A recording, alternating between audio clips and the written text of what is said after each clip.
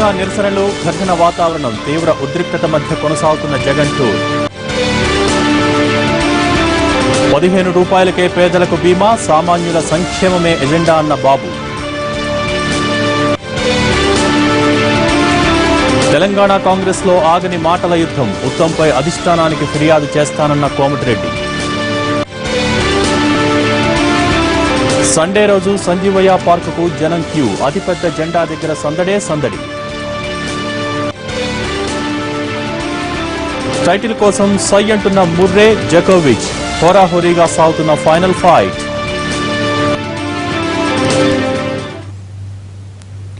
ఏపీలో జగన్ వ్యాఖ్యలు రాజకీయం తీవ్ర దుమారం రేపుతున్నాయి. రాష్ట్ర వ్యాప్తంగా ఇరు పార్టీల శ్రేణులు పోటాపోటీగా ఆందోళనకు దిగుతున్నాయి. చంద్రబాబుకు జగన్ క్షమాపణ చెప్పాలని టీడీపీ నేతలు అంటుంటే, వైసీపీ నేతలు మాత్రం మోసం చేసిన వాళ్లను ప్రజలే బుద్ధి చెబుతారని అంటున్నారు.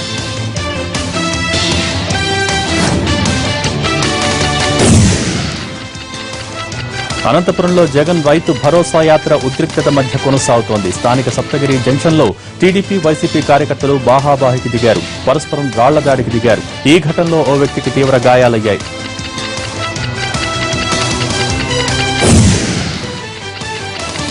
జగన్ 5వ చెప్పు వ్యాఖ్యలు చేశారు. తీవ్ర ఉద్రిక్తత మధ్య సాగుతున్న అనంత పర్యటనలో జగన్ హాట్ కామెంట్స్ చేశారు.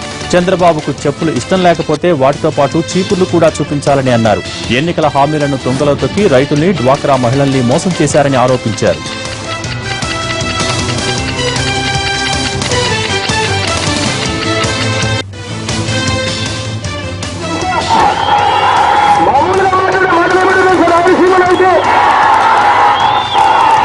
మోసం చేసే వాళ్ళను, ఇటువంటి పిచ్చాకి చేసే వాళ్ళను, ఇటువంటి వాళ్ళను ఏం చేయాలి? చెప్పు చేయించాలి అని చెప్పి మామూలుగా చెప్పుతో కొట్టాలి అని చెప్పి అంటారు.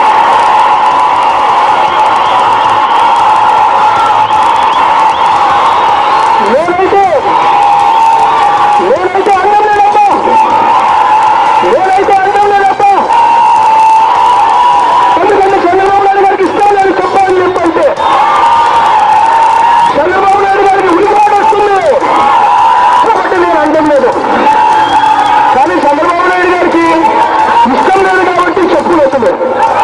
చెప్పులతో పాటు ఈసారి చీపుర్లు కూడా చూపించే కార్యక్రమాలు పట్టుకోలేదు.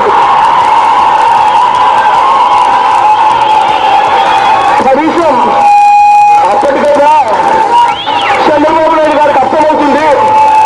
తాను చెప్పిన మాటలు నమ్మి, తాను చేసిన మోసాలను చూసి ఇవాళ ఒక్క అనంతపురం జిల్లాలోనే 80 మంది రైతులు, 80 మంది చేనేత, 80 మంది రైతులు, వాటిలో దాదాపుగా 14 మంది చేనేత కార్మికులు ఆత్మహత్యలకు కారణం లేదో చంద్రబాబు నాయుడు గారికి అర్థమవుతుంది.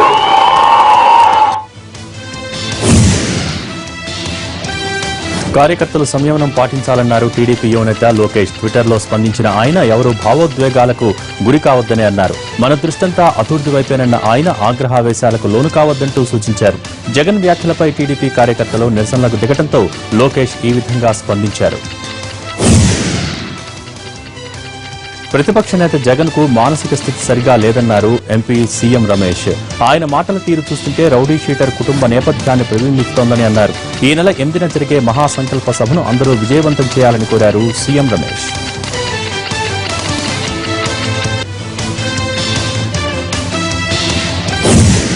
నోటీసులపై తీవ్రంగా స్పందించారు కోమటిరెడ్డి. వాటిని తాను లెక్క చేయనని, పీసీసీకి అసలు షోకాజ్ నోటీసులు ఇచ్చే అధికారమే లేదన్నారు. ఉత్తమ్కి పీసీసీ ఇచ్చినందుకు పార్టీ నామరూపాలు లేకుండా పోతోందని విమర్శించారు. ఈ విషయాన్ని గతంలోనే చెప్పారని గుర్తు చేశారు కోమటిరెడ్డి.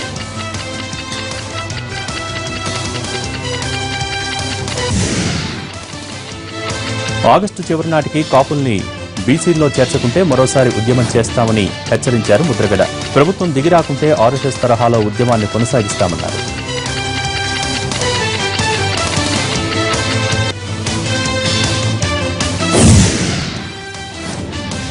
ప్రపంచ పర్యావరణ దినోత్సవం సందర్భంగా ఉద్యమ స్ఫూర్తితో మొక్కలు నాటాలని పిలుపునిచ్చారు చంద్రబాబు. ఎన్ని మొక్కలు నాటామన్నది ముఖ్యం కాదని, ఎన్ని మొక్కలు పెంచి పెద్ద చేశామన్నది చూసుకోవాలని అన్నారు. ప్రభుత్వం చేపట్టిన ప్రతి కార్యక్రమాన్ని కావాలనే విపక్షం రాజకీయం చేస్తోందని విమర్శించారు. మరోవైపు కొందరు సరదా కోసం పేకాట ఆడతారని, మరికొందరు ఆనందం కోసం మద్యం తాగుతారని, కానీ దీనివల్ల అనర్థాలు తీవ్రంగా ఉంటాయని హెచ్చరించారు బాబు.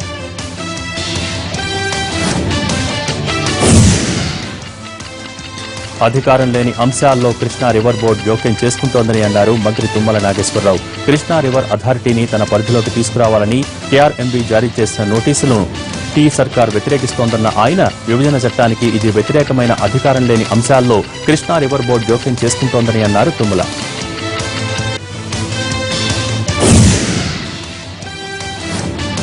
సికింద్రాబాద్ గాంధీ ఆసుపత్రి వైద్యుల నిర్లక్ష్యానికి నిండు గర్భిణి చనిపోయింది. నిజామాబాద్ జిల్లా బాన్స్వాడకు చెందిన సత్యవతి నిన్న డెలివరీ కోసం ఆసుపత్రికి వచ్చింది. ఆమెకు చికిత్స అందించిన డాక్టర్లు కడుపులోనే పాప చనిపోయిందని, తల్లిని మాత్రం కాపాడతామని బంధువులకు తెలిపారు. అయితే ఉదయం వరకు సత్యవతికి మెలకువ రాలేదు. దీంతో ఏంటని బంధువులు డాక్టర్లను అడిగితే మృత్యుందిందని నిర్లక్ష్యంగా సమాధానం చెప్పారు. ఇదేంటని అడిగితే ఎంత డబ్బు కావాలో చెప్పండి అంటూ పోలీసుల ముందే వైద్యులు ఎదురుదాడికి దిగారు. డాక్టర్ల తీరుపై ఆసుపత్రి ముందు ఆందోళనకు దిగారు బాధితురాలి బంధువులు.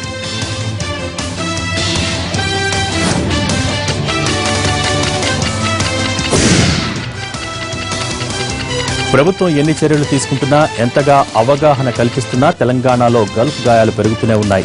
సరైన అనుమతులు, వీసాలు లేకుండా అక్కడికి వెళ్లొద్దు మొర్రో అని మొత్తుకుంటున్నా కొంతమంది మొండిగా వెళ్తూ ఇబ్బందుల పాలవుతున్నారు. మధ్యలో మాయదారి ఏజెంట్స్ తయారై అసలు వెళ్లాలన్న ఉద్దేశం లేని వారి వెంటపడి మరీ వారి మనస్సు మార్చి విమానం ఎక్కిస్తున్నారు. తమకు కావాల్సిన కమిషన్ తీసేసుకుని విమానం ఎక్కించి చేతులు దులిపేసుకుంటున్నారు. కానీ అక్కడికి వెళ్లాక బాధితులు నానాపాట్లు పడుతున్నారు. కరీంనగర్ జిల్లా ఇబ్రహీంపట్నానికి చెందిన మగ్గిడి నవీన్ కుమార్ ఉదంతమే ఇందుకు నిదర్శనం. నెలకు 80,000 సంపాదించవచ్చని ఆశపెట్టి నవీన్ విమానం ఎక్కించిన ఏజెంట్స్ సరైన వర్క్ పర్మిట్స్ ఇప్పించకుండా నిలువునా మోసం చేశారు. ఫలితంగా ఇప్పుడు ఆయన సౌదీ జైల్లో ఉన్నాడు.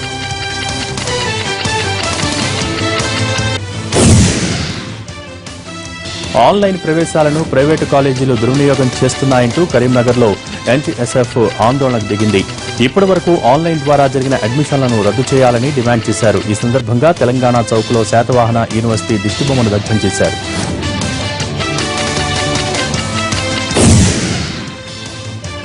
తూర్పుగోదావరి జిల్లా అంతర్వేదిలో మరోసారి గ్యాస్ పైప్ లైన్ లీక్ అయింది. మరమ్మతులు చేపట్టి 24 గంటలు కూడా కాకముందే మరో చోటు నుంచి గ్యాస్ ఎగిసిపడింది. అంతర్వేదిలోని కర్ర దగ్గర ఉన్న 28వ బావిలో ఈ లీకేజ్ ఏర్పడినట్టు గుర్తించారు.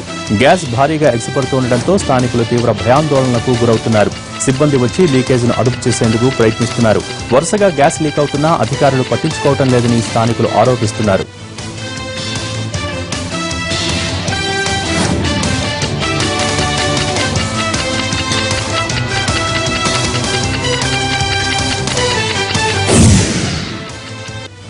వరంగల్ జిల్లాలో దారుణం జరిగింది.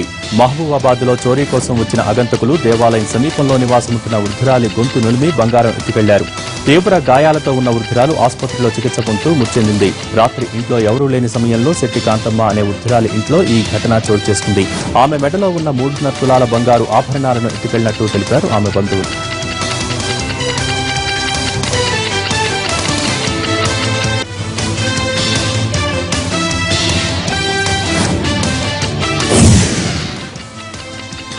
హైదరాబాద్ లో ఓ డ్రైవర్ అనుమానాస్పద మృతి మిస్టరీ వీడింది. హయత్ నగర్ సమీపంలోని అంబర్పేట వద్ద ఒక డ్రైవర్ అనుమానాస్పద స్థితిలో మరణించాడు. పోలీసులు రోడ్డు ప్రమాదంగా భావించారు. గుర్తు తెలియని వాహనం ఢీకొట్టడం వల్లే డ్రైవర్ రాజశేఖర రెడ్డి మరణించాడని తేల్చి కేసును క్లోజ్ చేశారు. కానీ రోడ్డు ప్రమాదం జరిగిన రోజున డ్రైవర్ రాజశేఖర రెడ్డి తన మిత్రులతో కలిసి పార్టీలో పాల్గొన్నాడు. అక్కడ గొడవ జరిగింది. మాటామాటా పెరగడంతో మిత్రులు అతన్ని తీవ్రంగా కొట్టారు. ఈ విజువల్స్ అన్ని సీసీ ఫుటేజ్ లో కనిపించాయి.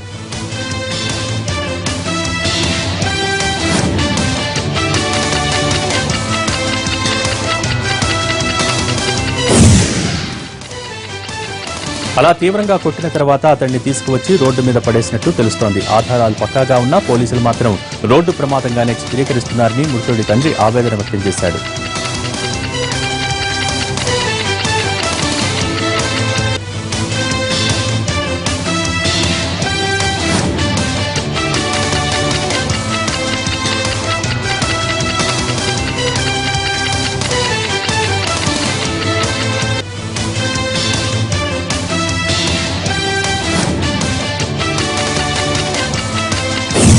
పశ్చిమ గోదావరి జిల్లా తణుకులో చేపల వర్షం కురిసింది. తొలిసారి తమ ఊళ్ళో భారీగా చేపల వర్షం పడటంతో జనం కేరింతలు కొడుతున్నారు. వాటిని పట్టుకునేందుకు వీధుల్లో పరుగులు తీస్తూ పోటీ పడుతున్నారు. ఈ రోజు ఆదివారం కావడంతో సరైన సమయంలో చేపల వర్షం కురిసిందని దొరికిన వారంతా హ్యాపీగా ఫీల్ అవుతున్నారు.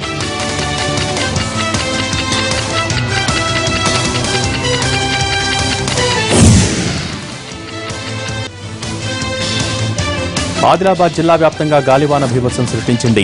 ఈదురుగాలులతో కూడిన భారీ వర్షానికి పలుచోట్ల కరెంటు స్తంభాలు, భారీ చెట్లు నేలకొరిగాయి. దీంతో విద్యుత్ సరఫరాకు అంతరాయం ఏర్పడింది. లోతట్టు ప్రాంతాలు జలమయం అయ్యాయి. ఇంట్లోకి నీరు చేరడంతో జనం తీవ్ర ఇబ్బందులు పడ్డారు.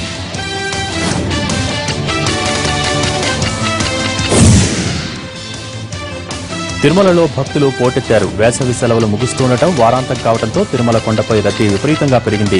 లగేజీ డిపాజిట్ చేసే చోట కనీస సౌకర్యాలు లేక భక్తులు ఇబ్బంది పడుతున్నారు. సర్వదర్శనం, కాలిబాట భక్తులతో 2 వైకుంఠం క్యూ కాంప్లెక్స్ లోని కంపార్ట్మెంట్లన్నీ నిండిపోయాయి. సర్వదర్శనానికి 16 గంటల సమయం, కాలినడక భక్తులకు 10 గంటల సమయం తర్వాత శ్రీవారి దర్శనం లభించనుంది.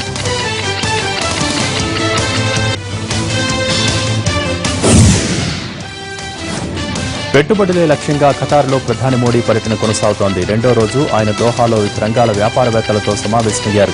భారత్లో పెట్టుబడులకు అనుకూల అవకాశాలను వారితో చర్చించారు. పెట్టుబడులతో వచ్చి అభివృద్ధికి సహకరించాలని వ్యాపారవేత్తల్ని కోరారు మోడీ. అలాగే ఖతార్ అధికార యంత్రాంగాన్ని మోడీ ప్రశంసించారు. ఇరు దేశాల వ్యాపార సంబంధాల వృద్ధిలో అధికారుల పాత్ర కీలకమని చెప్పుకొచ్చారు.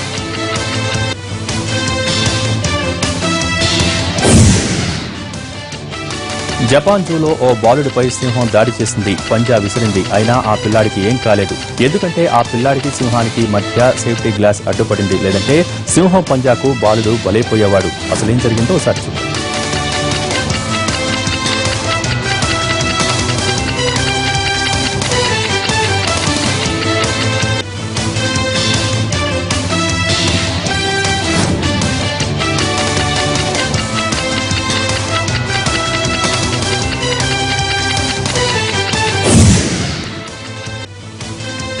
కళ్లు చెదిరే బంగారు ఆభరణాలు, ముత్యాలు పొదిగిన హారాలు, రంగురంగుల రత్నాలు, అందమైన డిజైన్లు మాదాపూర్లోని హెచ్ఐసిసిలో కొలువు తీరాయి. Hyderabad jewellery and gem fair 2016 పేరుతో ఏర్పాటు చేసిన ఈ ప్రదర్శన ఆకట్టుకుంటోంది. కళ్లు జిగేలుమంటున్న వజ్రాల నగల్ని ధరించి మోడల్స్ చేసిన క్యాట్ వాక్ ఆకట్టుకుంది.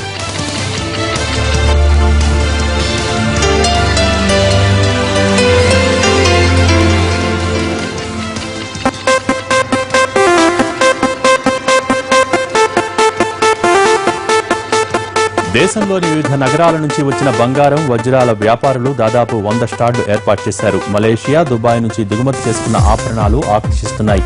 ఇలా మహిళలు మెచ్చే విభిన్న రకాల సరికొత్త డిజైన్ల ఆభరణాలు ధరించి ర్యాంపుపై మోడల్స్ హల్చల్ చేశారు.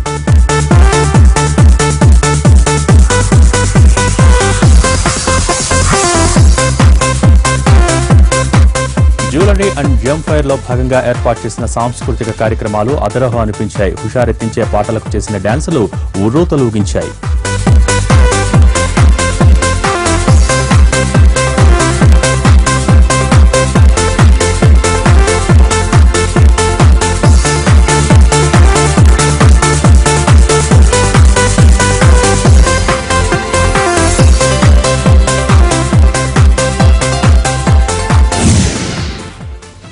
ఇవే బులెటిన్ విశేషాలు. తర్వాత వీకెండ్ గెస్ట్ ప్రసారం అవుతుంది. Station to interview.